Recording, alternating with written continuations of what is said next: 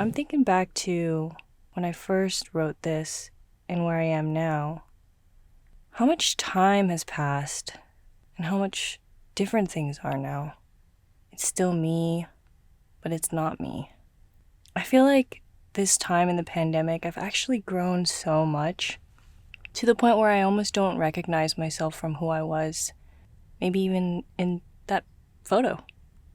I look at myself and I wonder if she could have predicted who she would become, how much growth and how much change happened. Also, you think about how far you've come, where you're at, and what you want to leave behind. It's such an interesting thing. I feel like a common theme that I come back to is wanting to embrace that heavy quiet, wanting to be alone. And being alone is different than being lonely. I definitely think that during the pandemic, we can all say we felt a little lonely, especially since we couldn't be with people that we loved, even if we wanted to. But I'm going back to being alone. There's so much that we can all discover in our own aloneness. I think there's some powerful things in that silence, in that stillness. But most of us are too afraid to go there.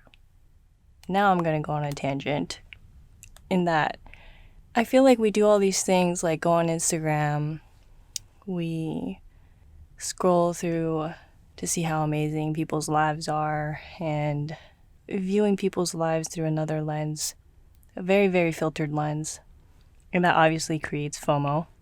And then there's the whole kind of like pseudo movement of like anti-social media and all that stuff.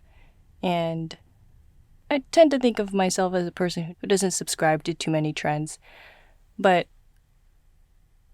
I just feel like I've always been drawn back to this aloneness, to step into the eye of my own storm. I find it to be almost necessary.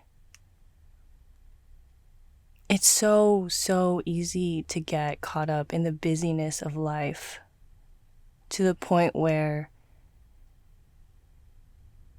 we just think of ourselves as human doings, but we're actually human beings.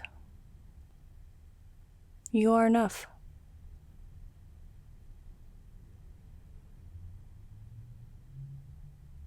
More than enough.